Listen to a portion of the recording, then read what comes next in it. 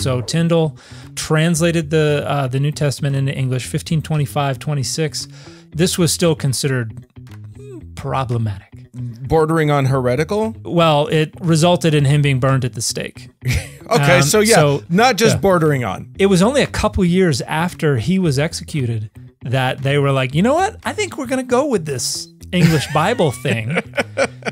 History is just littered with people who were killed for their work, and then later everybody was like, no, this is the good stuff. Yeah. We'll just stick with this.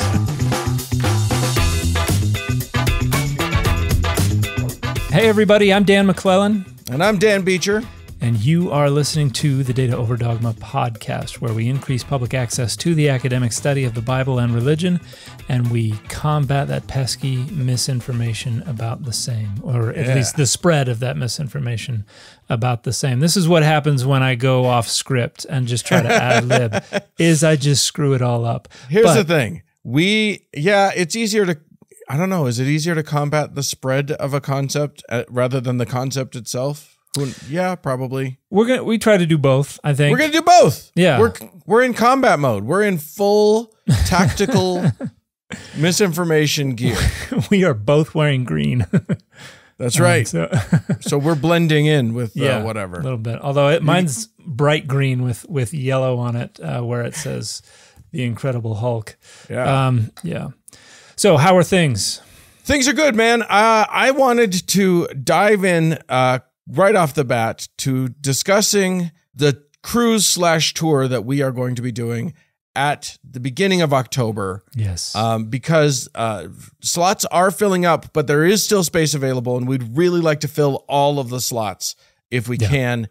It's going to be great. It's a Mediterranean cruise with all of the luxurious, wonderful things that are contained in that people have come to expect. All the amazing food, and amazing, just awesome experiences. You can't go wrong with the Mediterranean. It's going to be beautiful. We're leaving from Rome. We're headed down to Naples. We're going all the way over to Turkey and Athens and gorgeous Greek islands where you can have where you can take pictures of the blue roofs with the white buildings and everything. Yes. And maybe, Dan, you should talk a little bit about, and we don't have this all fully planned out yet, but what we do know is that for a lot of these places, we are going to take you on excursions that you cannot get anywhere else. So talk a little bit about that. We're working with Sacred Space Tours, which is the tour company that we're collaborating with, and they've got buses chartered for us. So in those locations where there are biblically relevant sites or museums or things like that, we're going to head out and take a look, including Naples. We're going to try to get as much in as we can of Ephesus. Athens is going to be a big one. We're going to see what we can do on Crete. And now places like Santorini, places like Mykonos, you're going to have to find something to keep you busy and entertained. It's going to be torture. It's going to be torture. It will be rough, but my understanding is there's nothing good there. But we'll make the best of it. We're going to have a wonderful time.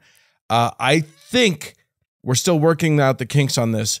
That we will also probably do a couple days in Rome, either before or after the tour. If you want to, as an add-on. As an add-on, it'll be a couple of days in Rome so we can get to see more of the sites there. And I'm hoping to get into the catacombs and see some of the artwork and things down there. So that'll be something that we're going to do, tack onto the end there. So trust us, this will be worth it to come with us on this thing. And you get to hang out with us. So that's awesome too. Dan is very pleasant. I know I'm a miserable cuss, but everybody's going to really enjoy hanging out with you, Dr. Dan. So if you are at all interested, we've been having people send us emails, but let's be a little more direct about it. You can write in directly to Sacred Space Tours. How do they do that? So we've got my friend Trevin Hatch, who is the liaison for Sacred Space Tours. And so you can email him if you like, support@sacredspacetours.com. And you can even text him or give him a call if you'd like to make sure you get in touch right away. His number is, his number with Sacred Space Tours is 1-844-787-2536, and let him know you are interested in the Data Over Dogma cruise/tour in October, and he will give you all the information that you need, including if you're ready to pull the trigger on this, the form to submit a deposit, and that's, I think, what we're all aiming for, getting those in so that we can secure the space, because it is a little late in the game for us to be suddenly promoting a tour that's going to take place in just a few months. But we want to make sure that we secure all the space that we told them we are looking for. So I promise you, if you're even considering this, just do it. We are going to make it worth your while. We are going to make it a really good time. You'll meet other people that are awesome, and this will be one for the memory books. Yeah, memory books. Do we have memory books? Anyway, you'll really enjoy it. For the record books, yeah. Exactly. And then there are also a couple of days, cruising days. So if you want to lay out on one of the deck chairs and just soak up the sun for 14 hours, I think they let you do that. All right. Well, that's done. Everybody's going to sign up now. I know they are. That's good. And now we can move on with our show. And what are we talking about today, Dan? I thought it might be fun for us to take a look at some passages in the Bible and how their translation differs from translation to translation. Just get a sense for what kinds of patterns we can see in the way translations are approaching the Bible. I've got a few different sites pulled up that give us a bunch of different translation options. Many of the standards, your King James Version, your NIV, your ESV, your NASB, your NRSV, UE, and others. And so I think it would be interesting just to get a sense for how much variation there can be between different Bible translations, and also why. So yeah, we've touched on this a little bit. We've touched on the idea that, like, the fact of the matter is that there is no such thing as just an unbiased, like, definitive look at what at translating these documents. Yeah. So everybody's got their own reasons why they're choosing a certain phrasing or a certain kind of a certain interpretation of a thing over another. And it can be very fascinating. It can also be incredibly frustrating because I have been sort of working with this book for years and years.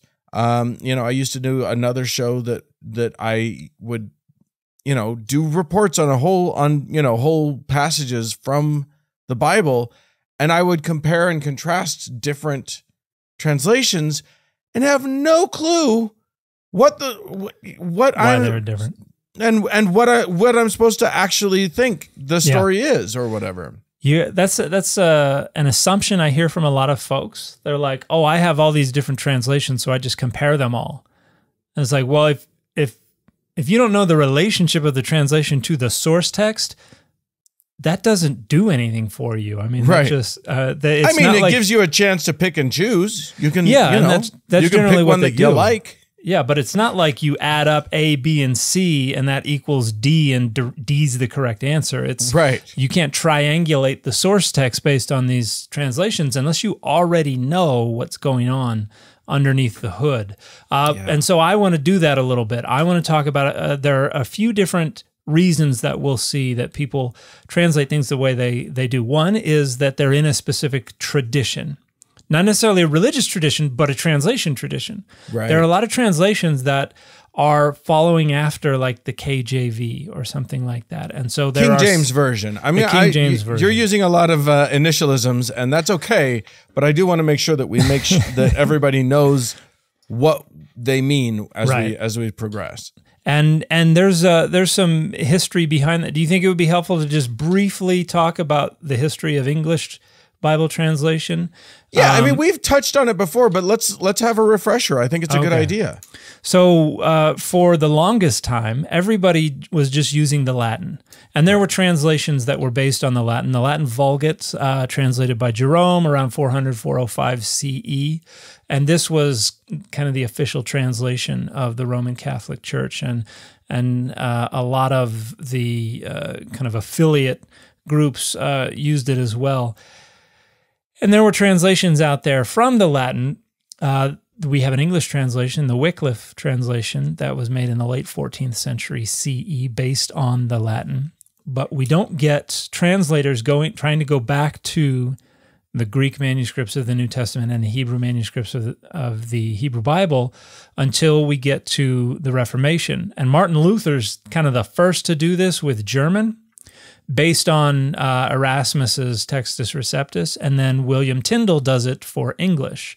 So he translates the New Testament into English from the Greek. Okay. It's funny. For whatever reason, it had never sunk into me that the difference between the Wycliffe, and the Tyndale, one you just said, the Tyndale, is that Wycliffe it was a translation of a translation. Yeah. It was the Greek via Latin into English, or the Hebrew/Aramaic via Latin into English. Yeah. Okay.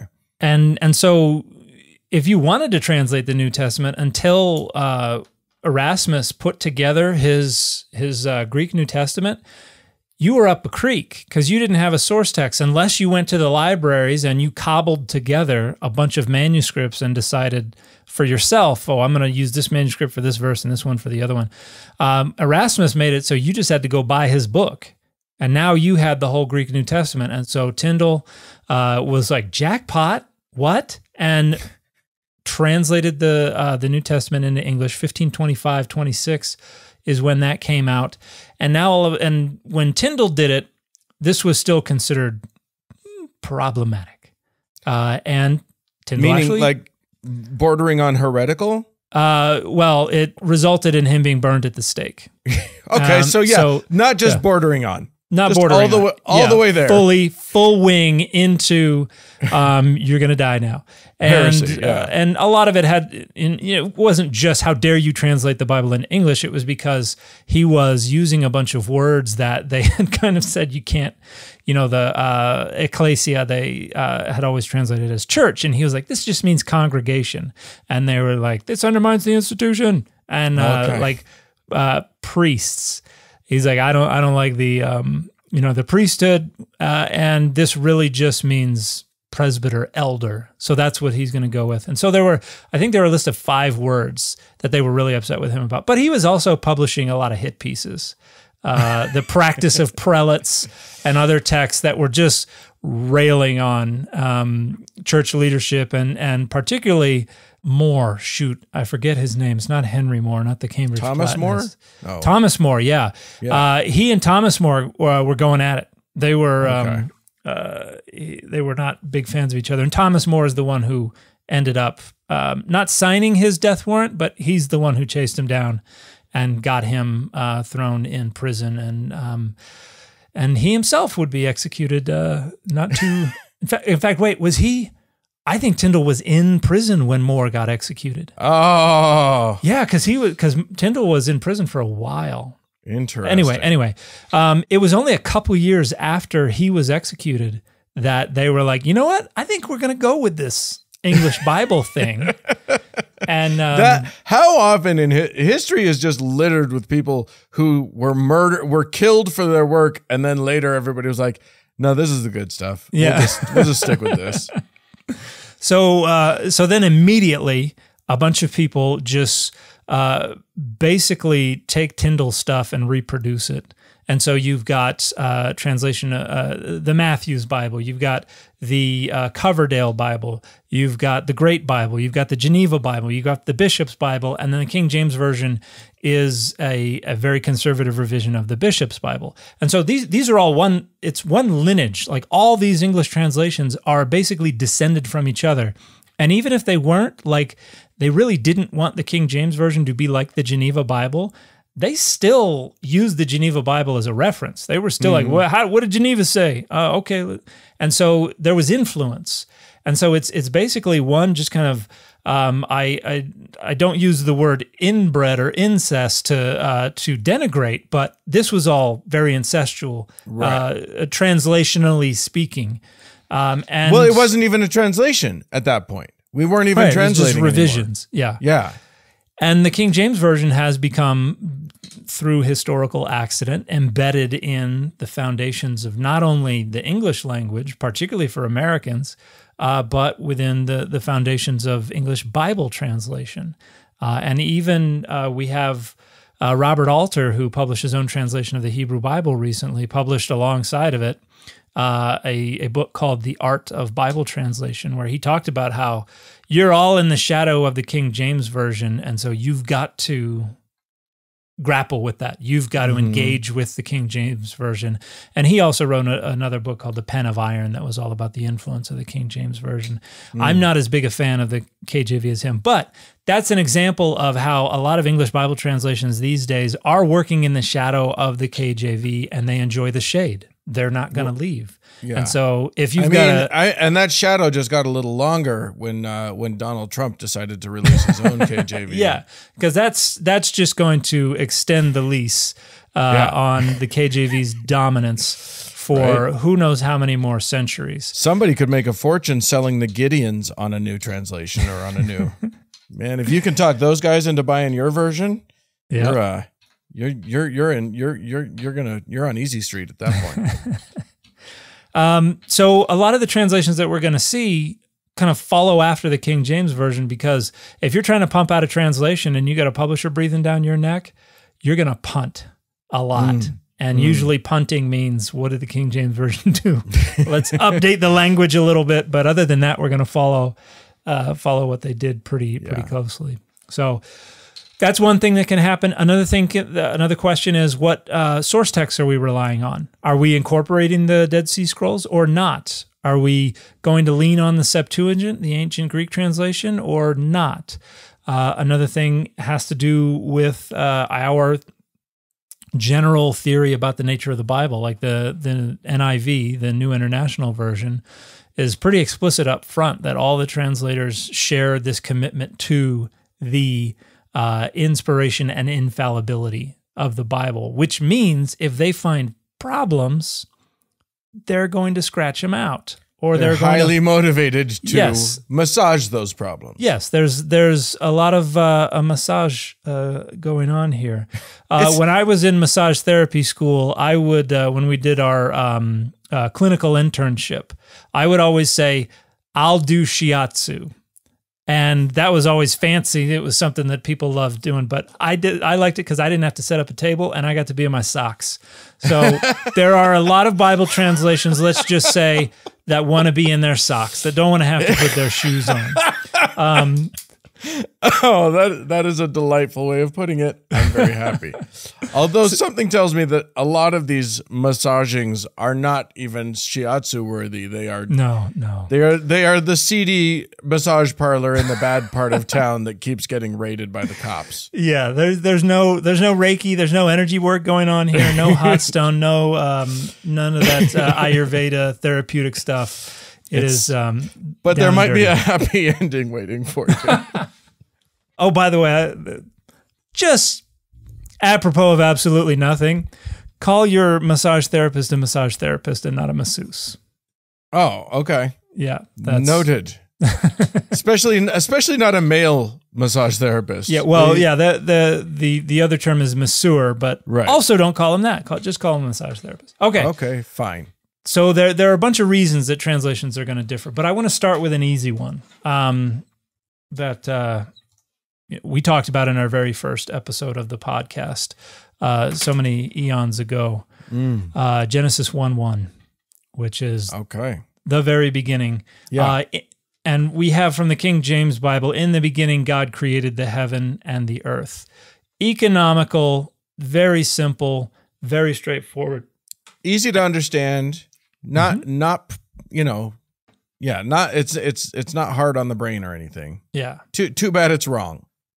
And I have Yeah. As we've talked about, I'm looking at BibleHub.com where you can pull up dozens of translations.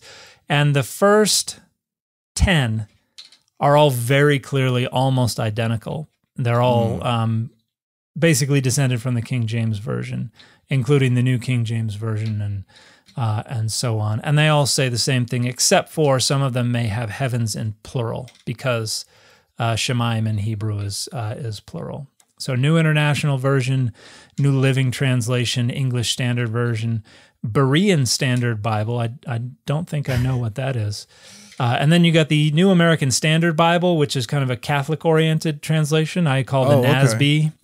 And then you've got the NASB 95, the NASB 77, and then this Legacy Standard Bible. Amplified Bible, I don't think I've looked into before, but it says, in the beginning, God, parenthetically it says Elohim, created, brackets, by forming from nothing, the heavens and the earth. So that's really holding your hand through this. Yeah.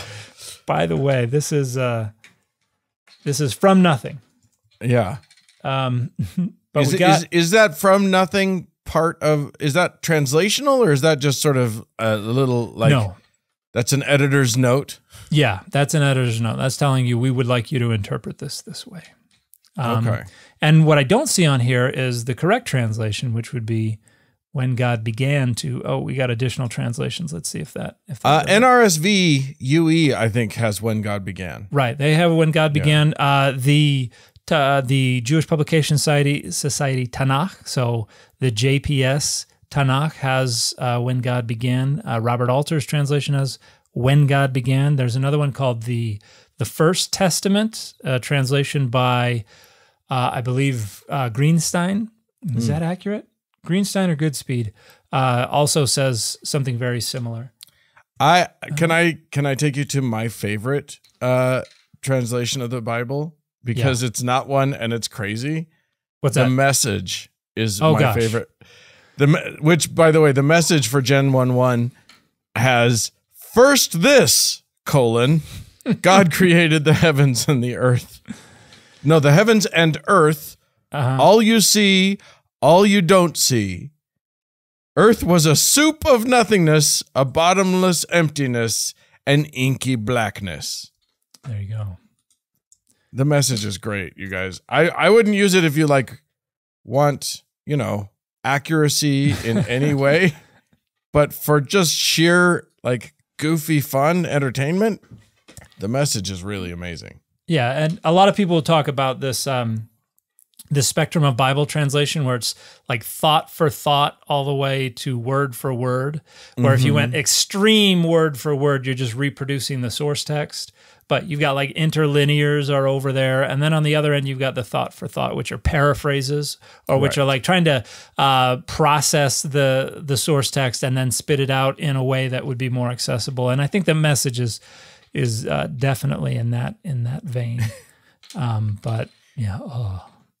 And the reality is that translation is a lot more complex than just a single spectrum like that. It's right, because languages are they're not just words. They are meaning doesn't just come from words. It comes from how you structure your sentences and what the syntax is and So this one here comes down to how we're interpreting the word Bereshit, the first word in Hebrew, which scholars these days are in pretty widespread agreement. This is in the construct. And if it is in the construct, then it means in the beginning of something, rather than just an absolute in the beginning, this is what happened.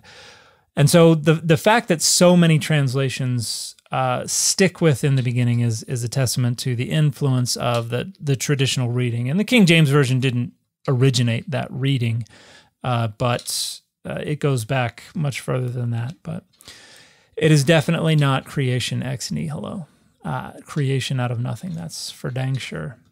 All right. Another one I want to look at is Genesis 2:8.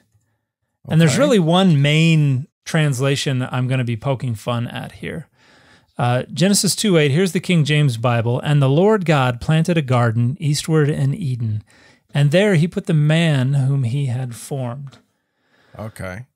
Now, this is a part of a distinct creation account from Genesis 1. The NIV says, and the order of creation is different. Right. Here, it's in a different order from Genesis 1. The NIV says, now the Lord God had planted a garden in the east, in Eden, and there he put the man he had formed. And so we're using a pluperfect verb tense. Instead of just saying this is what he did, it's saying now this is what he had done before we get to what we're talking about now. He's not doing it right now, or he didn't just do it. He did it a while ago, and now we're catching up to that point, or now that's becoming relevant. And the purpose is to say, no, this is not in a different order. Right. Because we can translate this in the pluperfect and say, now look, remember back in chapter 1 when he had done this? So I'm just kind of casting your memory back there. So you recall that this happened. And so it's trying to suggest that Genesis 2 is not actually giving the creation account in a specific order, but just kind of casting back. And so your contention would be that is a mistranslation. That is a mistranslation guided by the presupposition of univocality. And so in order to obscure the fact that there is discontinuity between these two accounts of the creation, they use the pluperfect to disrupt the consecutive order of creative acts that is taking place here. And I think there was another one, Douay-Rheims, which is a very early Catholic translation, which was based initially on the Vulgate. And then later on was kind of revised in light of the King James Version. The Douay-Rheims says, and the Lord God had planted a paradise of pleasure from the beginning, wherein he placed man whom he had formed.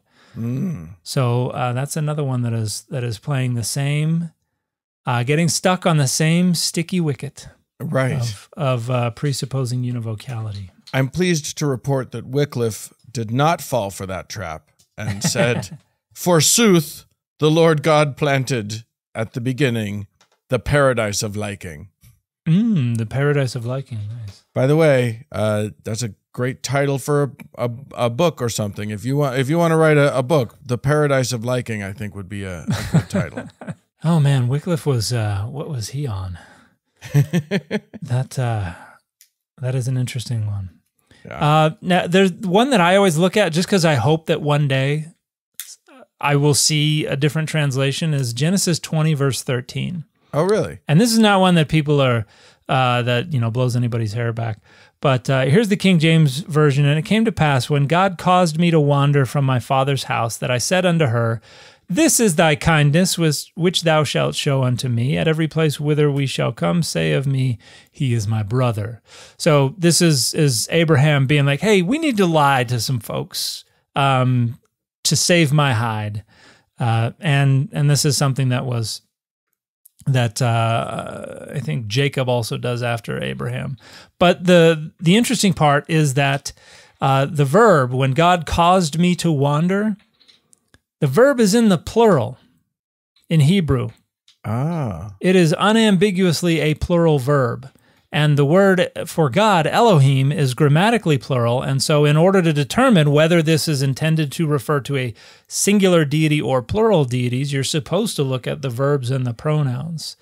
And so you could make a case that it would be more accurate to translate this. And it came to pass when the gods caused me to wander. Oh, wow. Which some scholars think probably makes a little better sense if this tradition is coming from very early in the history of Israel. Right. And others think, no, it's just some kind of harmonization. When you have participles, the participles, which is a verbal noun, the participles can match the ending of the plural noun Elohim. And so for kind of phonemic reasons, there can be phonemic harmonization. We want the participle to rhyme with the noun. And so it's a little easier for me to accept that argument if there's a participle, but here's not a participle. It's just a straight up verb and it's plural. And so I'm sure we all followed all of that. Everything that you just said, but with the participles and the phonemes and whatever. Yeah. So if you have the participle ending in "im" and you have Elohim, verb "im," then it rhymes.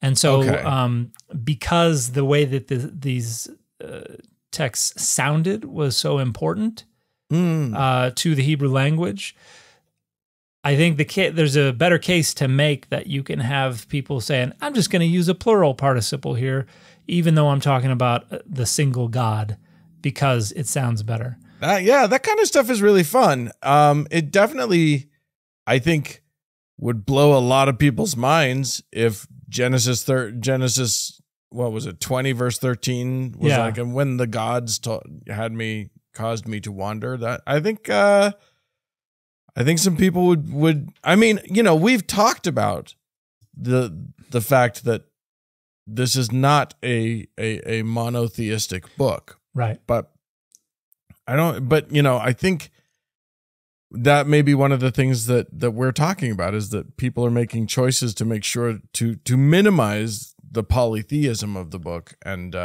bring in as much monotheism or make the monotheism highlighted and sort of stretch across the entirety of the thing, and mask anything that complicates it. And that's exactly what's going on here is they're masking that. Okay, I found another example that might be a little clearer. When you remember when we talked about the necromancer of Endor?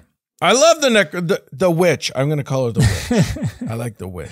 And in verse 13 where she says that it says I saw a divine being coming up out of the ground according to the NRSV, but it's just Elohim, God, a God, gods.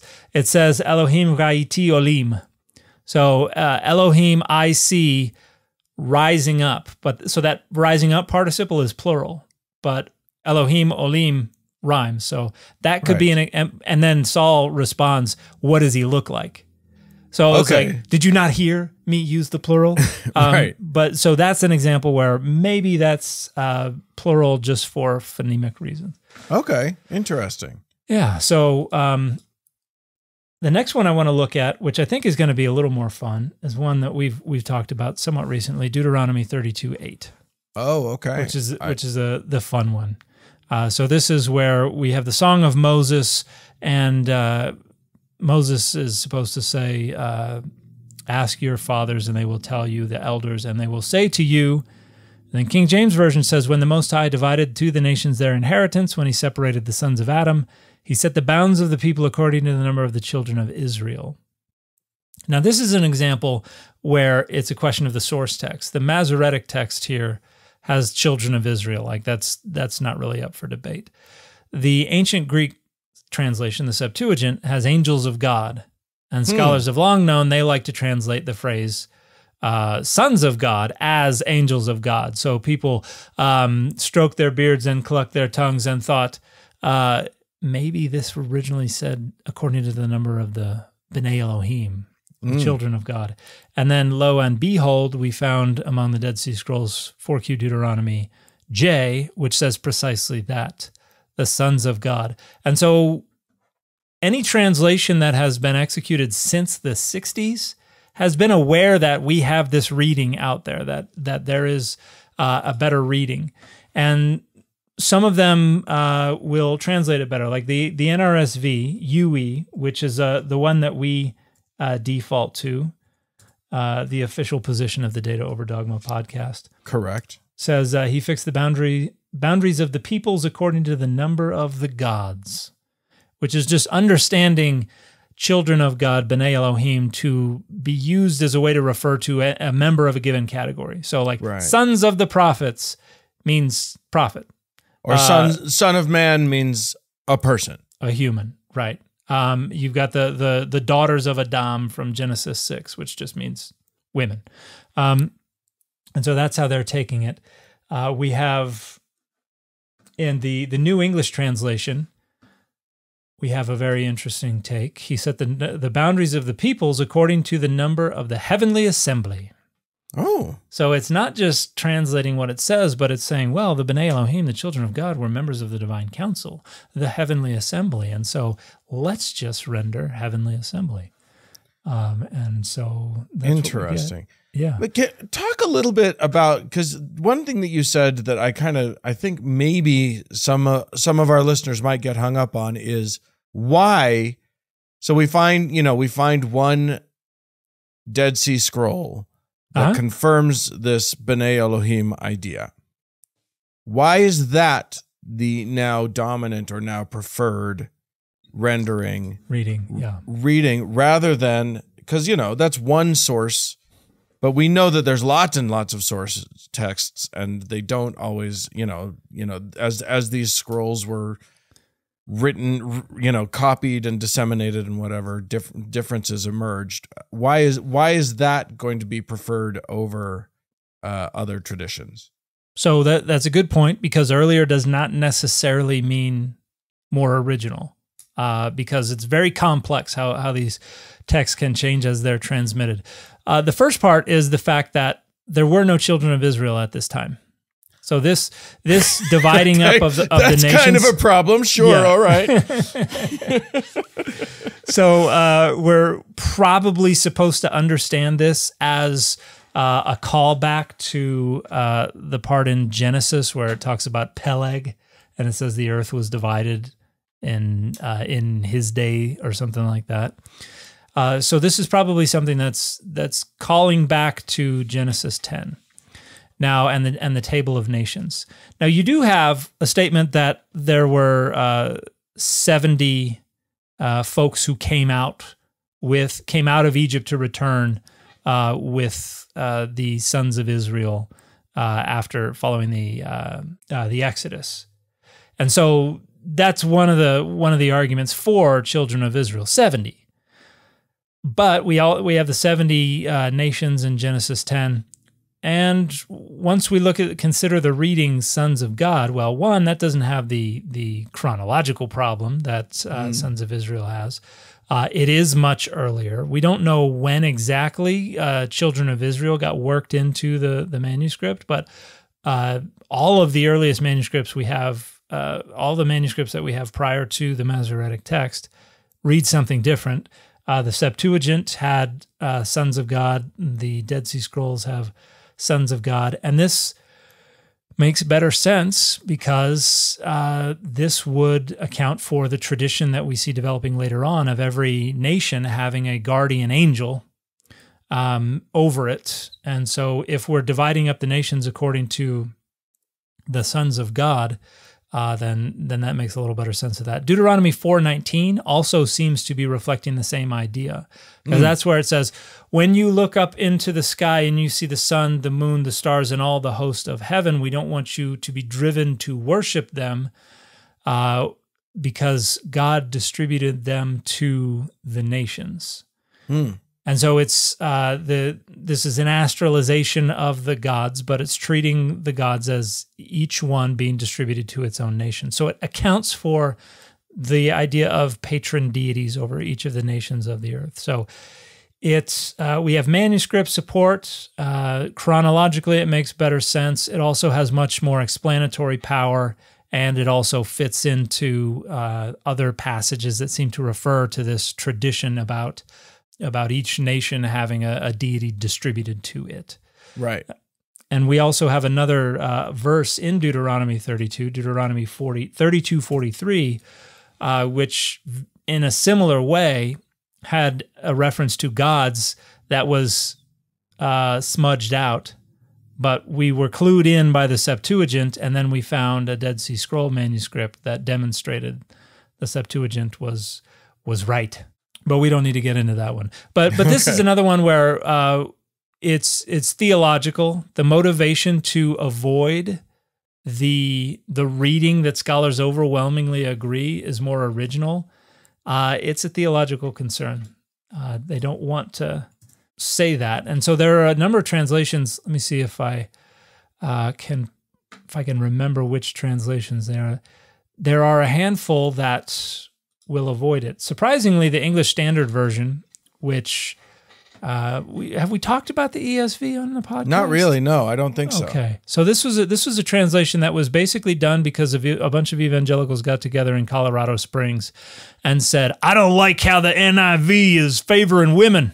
Okay, and, yes, we did talk about this, right? Yeah, that's and great. so they came up with the English Standard Version. In a lot of ways, it's a very, very accurate translation. And so here they say, he fixed the borders of the peoples according to the number of the sons of God. Dead on. It is a perfectly literal translation. There is no shame there. They're not trying to hide anything. But we can. The shame comes later, I guess. Yeah.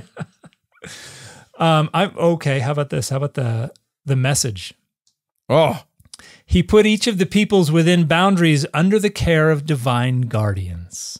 Oh, wow. So they're incorporating it, but they're incorporating the broader tradition of this idea of guardian angels over each nation, which is something that you see in later Greco-Roman Judaism. For instance, the book of Daniel, where Michael, the archangel, comes to Daniel and he's like, sorry, I just came from battling the prince of Persia.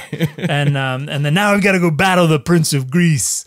And this is supposed to reflect the guardian angel over each of these nations. And Michael is the head because Israel is the head.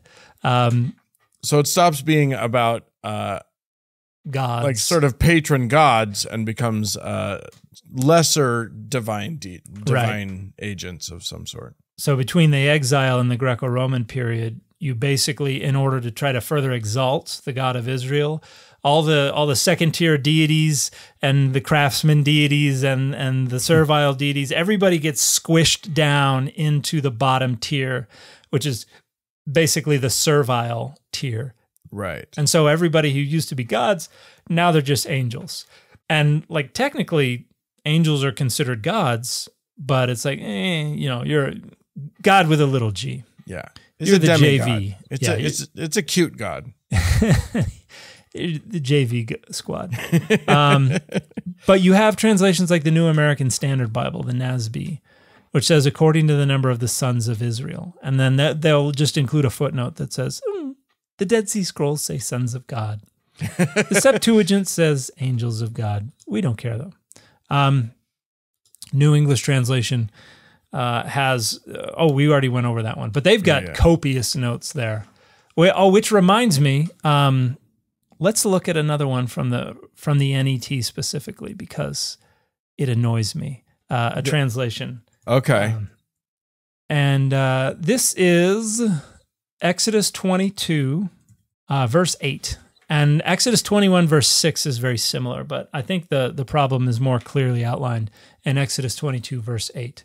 So, but first, let me share the King James Version. And then do you have the NRSV in front of you? I can. Okay. Pull it up and follow along. We're in Exodus 22, is that what you said? 22. Yeah, we're going to be in verse 8. Okay. Okay, here's the King James Version.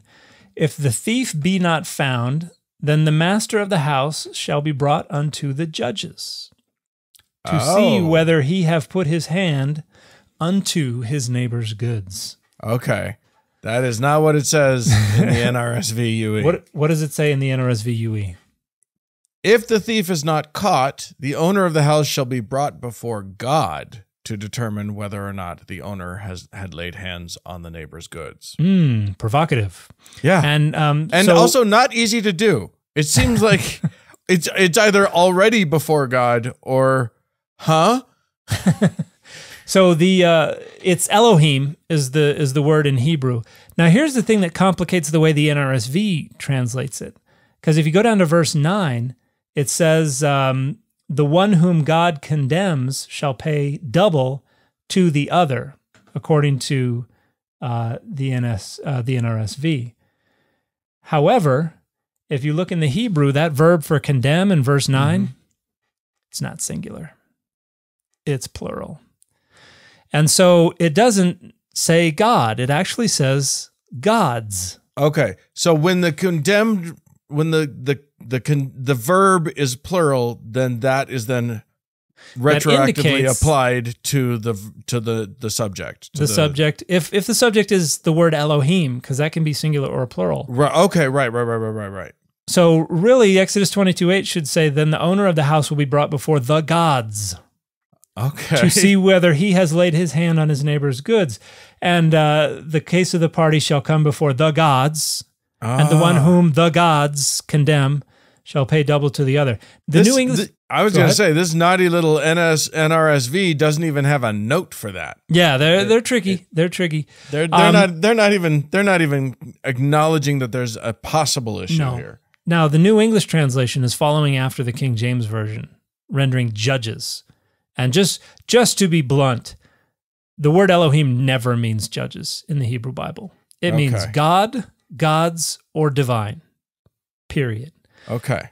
So they have a note here that says, the line says, 22:8, here again the word used is the gods, meaning the judges who made the assessments and decisions. Why would it mean that?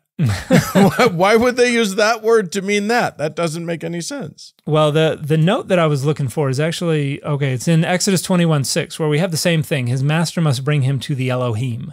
And they say here the word is ha-Elohim. One scholar, Driver, says the word means to God, namely the nearest sanctuary, in order that the oath and the ritual may be made solemn, although he does say that it would be done by human judges, which is nonsense. Others have made a stronger case that it refers to judges who acted on behalf of God. Here's the problem. The NET then cites Cyrus Gordon and Anne Draftcorn. Cyrus's paper is called Elohim in its reputed meaning of rulers, judges, and Draftcorn's article is called Ilani Elohim. It cites these two in support of the notion that it refers to judges who act on behalf of God. Sure.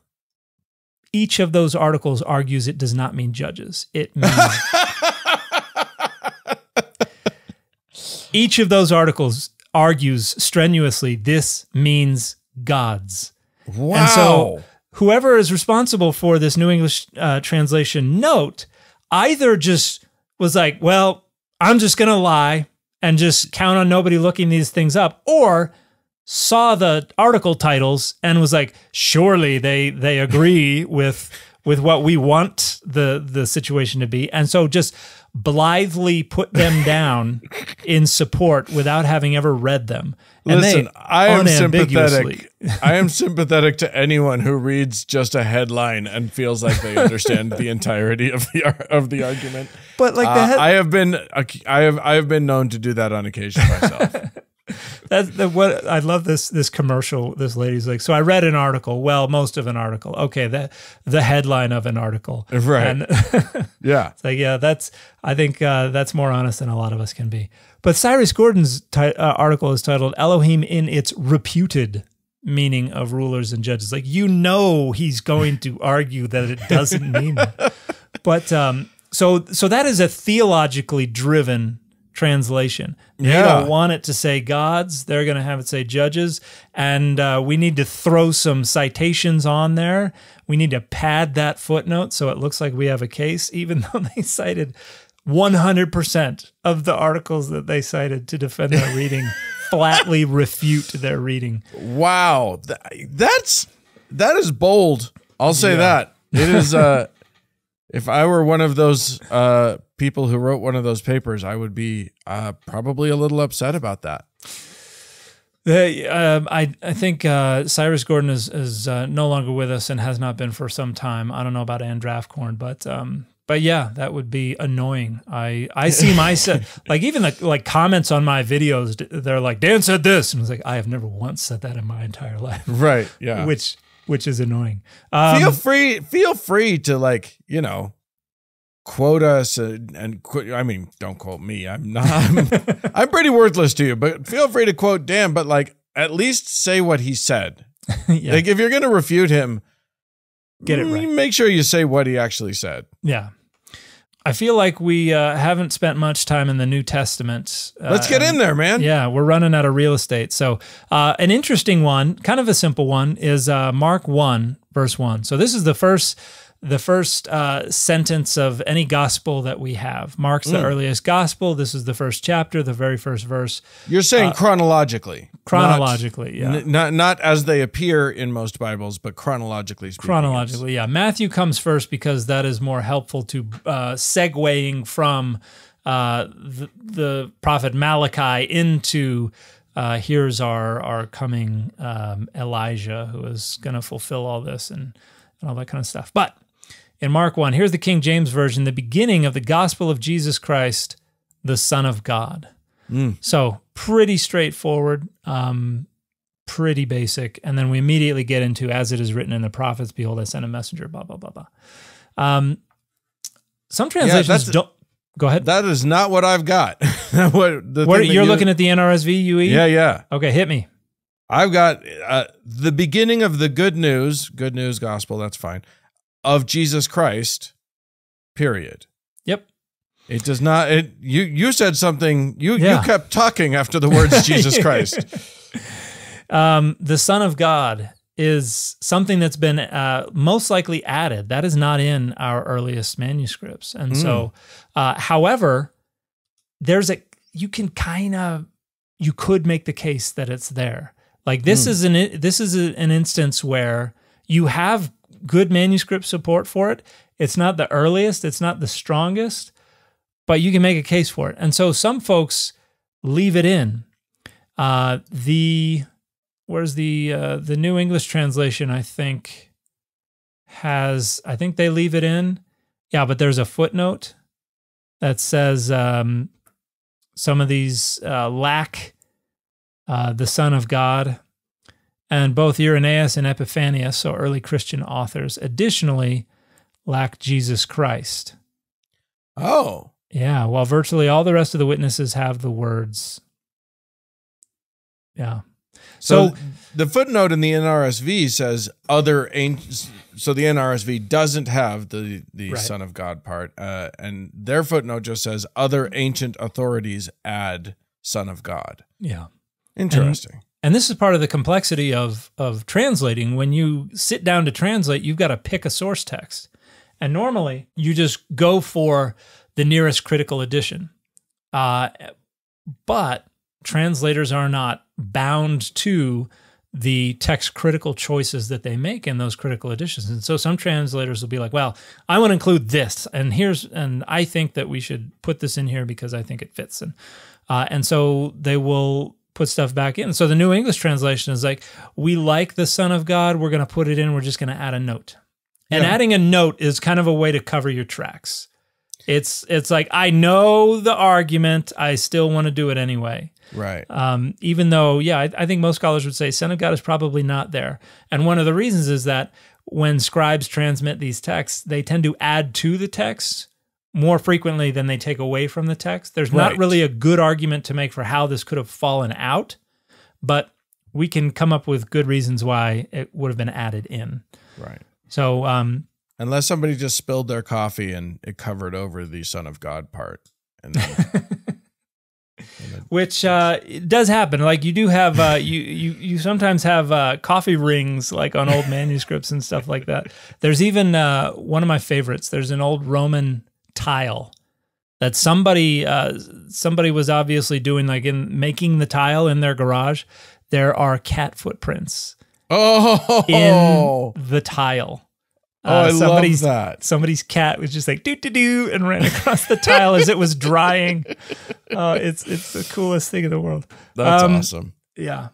Okay, here's a good one. You one. might as well just use the tile. Oh yeah, they did. I mean, it was turned over. It was upside down. Like that was the bottom of the tile. Oh, okay. So it was still stuck on a roof somewhere.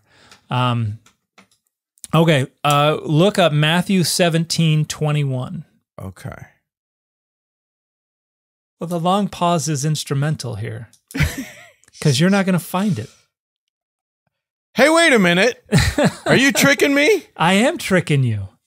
I'm not. You're right. You are tricking me because, Matthew 17:21 ain't in there. You've got a digital version, right? Yes. Of the NRSV. Okay. And if you look in a hard copy, it just goes 18, 19, 20, 22, 23, 24. Yep. Verse 21 is not in there, although there should be a footnote probably at the end of verse 20 or the beginning. There is. Yeah. Yep. And what does the footnote say?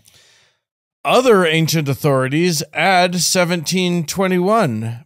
And then it lists what that says. Yeah, which says, howbeit this kind, so King James Version, howbeit this kind goeth not out, but by prayer and fasting. Yeah. And so this is, in the canonical order of the New Testament, this is the first example of this happening, although as we've talked about before, this happens about 16 times in a bunch of Bibles. This is one of the passages that is just removed from modern translations because we know that it was not a part of the original version of this text. Right. Because we have a manuscript where it's not there at all, no sign whatsoever of it. And then we have another manuscript where it's not in the text, but somebody scribbled it in the margins and put a little arrow saying right here. And then we have a later manuscript where it's just right in the body of the text. And so somebody has just slipped it in there. Yeah. And as you look around at different translations, you'll see that some of them include it, some of them don't. And this text was first omitted in an 1881 edition of the New Testament. Oh wow, so, that's pretty early in the game, it feels like. Yeah. So once the King James Version kind of took its place as the preeminent English translation of the Bible, nobody messed with it. There were new editions, there were new reprints and all that kind of stuff, but like once we got past Benjamin Blaney's 1769 authorized version, like nobody wanted to mess with the King James Version. But we did have a bunch of scholars who were like, we've been finding all these New Testament manuscripts that go back 1,000 years earlier than what Erasmus had available to him when he created his Textus Receptus. We can put together a better New Testament. And so there were a bunch of people who set forth in the 18th and particularly the 19th century to do that, to build a better New Testament. And Westcott and Hort are the two scholars who came up with the first, what we now call critical text, which is kind of the new and improved version of the Textus Receptus based on hundreds of new manuscripts. And the first, in 1881, they took the King James Version and they revised it according to this new text. And this was kind of ballsy because it really upset a lot of people. And a lot of people told them they had no business doing this. But the revised version, the RV, was published, the New Testament in 1881, and then the full Old Testament and New Testament together in 1885. Okay. And they left this out and a bunch of other passages as well. And so since then, you still have some translations of the Bible that will put those texts back in there, not because there's a good case to make that they're original, they're not, but because of tradition, because no one shall add a word to it or take away from it, and right. They believe that violates that, even though they're defending the corrupted version that has had stuff added to it. Yeah, well, yeah, exactly. Someone else added to it, which is a violation of that precept, but now it's in there, so I gotta honor it or whatever. Yeah. And a lot of on social media, I see videos all the time from people who are like, I just discovered that they took out a verse from the Bible. And they go through and they're like, look in your Bible, everybody, make sure that you have verse 21 in Matthew 17. And, they're just breathless and shocked. And it's like, it's been 143 years since this was done. Also, it's not a particularly earth-shattering verse. No. The verse that has been removed that is so scandalous doesn't change the theology at all, doesn't change anybody's practice of their religion. It's just like, it mentions fasting and prayer. Yeah. Gosh, I hope they mention that in other places in the Bible. And they do, because this was taken from another book. This was taken from Mark 9. And it's altered a little bit, but what people are like, they're trying to remove fasting. They're trying to make it so we can't fast anymore. It's like, no, it still says this in Mark 9, where Jesus says, this kind doesn't come out except by much fasting. Right. But I want to do, we're getting close here, but I want to do one more that I think is interesting, if that's okay with you. Okay. Yeah, I love it. John 1, verse 18. We'll skip over the John 1:1 controversy. We already discussed that a little bit. You know what we're going to do? We've already discussed that? Yeah, John 1:1 we've already discussed. Oh, okay. That's the Word, and the Word was with God, and right, the Word was God. Yeah, we've done that one. We've done that. So John 1:18, I'll go ahead and read what the King James Version says. Follow along. I honestly don't remember if it's different in the NRSV UE. No man hath seen God at any time. The only begotten Son, which is in the bosom of the Father, he hath declared him. Is that more or less what you have in the NRSV? Yeah, it feels a little, the wording feels a little bit different. Should I just read it? Yeah, go ahead. No one has ever seen God. It is the only Son, himself God, who is close to the Father's heart, who has made him known.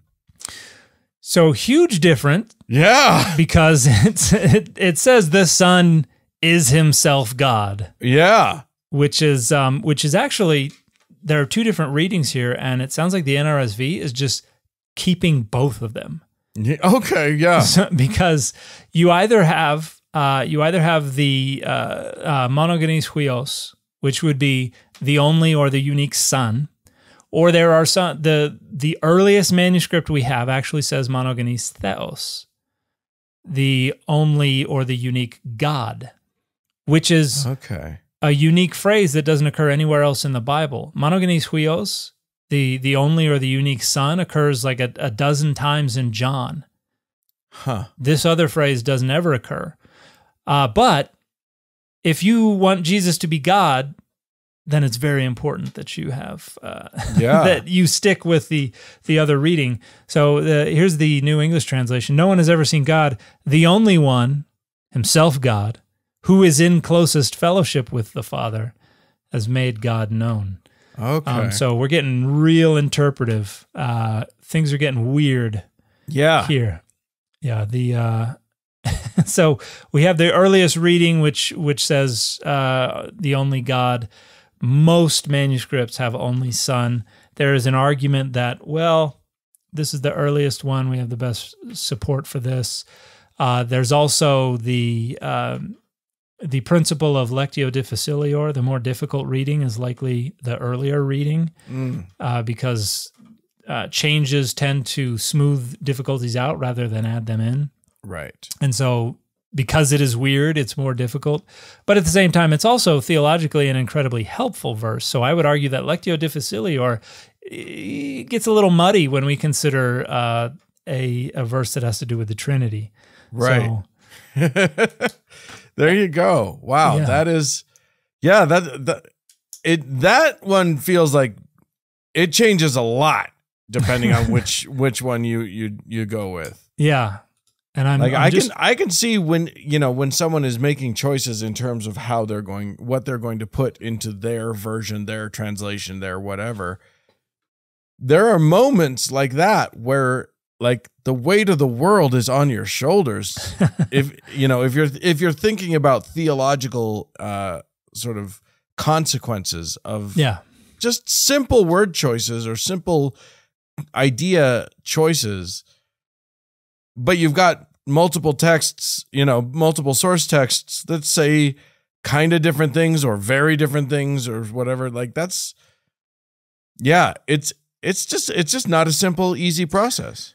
And I think what I'd like people to take away from this is that there are a lot of judgment calls that go on, like not just one or two, but on texts like this, there are multiple different judgment calls that are taking place under the hood of this translation. And a lot of people want to base a lot of convictions and arguments and things like that on a translation that they may prefer without knowing how much the translators behind that are responsible for what they're reading. And we even saw with the NET that they might prefer a reading and they might clarify that there's debate here, and then they might totally mislead you on the research behind that debate. Or as we saw with the NRSV, they might not even let you know that there is debate underlying this and on what this can mean. Right. And so I would like for people to realize that the translations they hold in their hands are not they're not perfect. They are the encapsulation of thousands and thousands of judgment calls. Right. Some of those stronger than others, but none of them is free from the judgment of imperfect, fallible human beings who are frequently motivated by theological concerns and things like that, and also for selling their books. Yeah. It's going to be difficult to move a lot of Bibles if you're saying stuff that's just going to tick off the people who buy Bibles. I don't know. You might do pretty well. They might buy it just so they can be mad about it. I recommend it personally. Get the controversy going.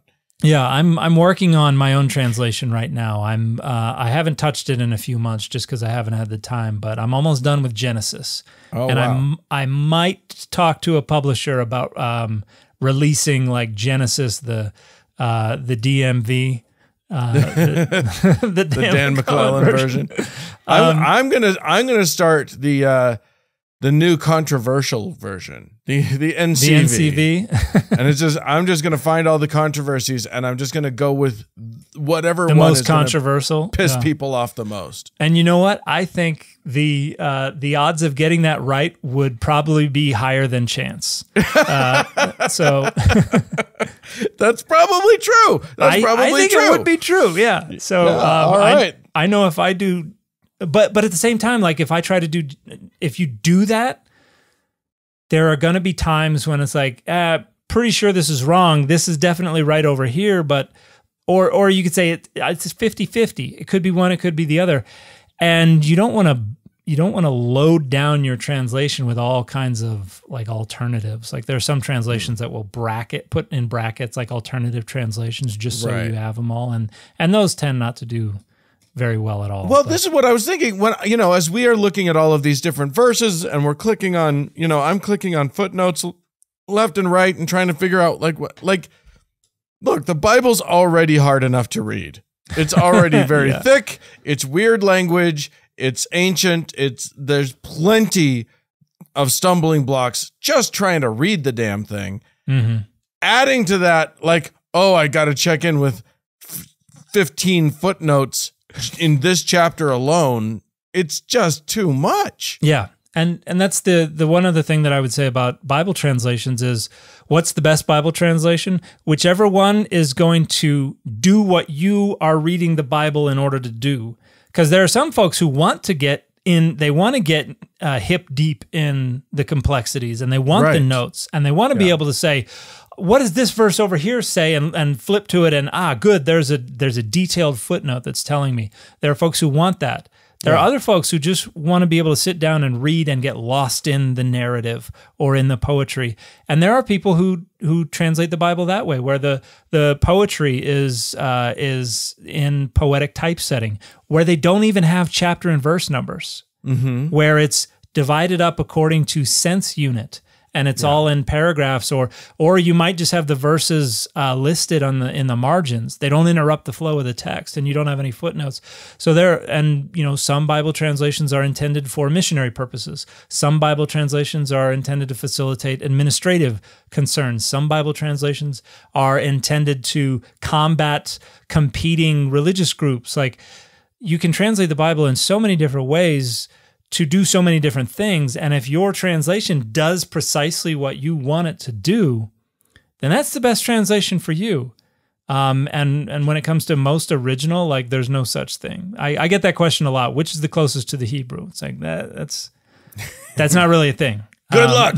You can just go get the Hebrew if you want that. Because the closer you get to the Hebrew in English, the less and less you're going to understand what it's saying, because the less and less it is actual English. So... Wow. It's a moving target. It's messy. Yeah, it's a messy thing. Gosh,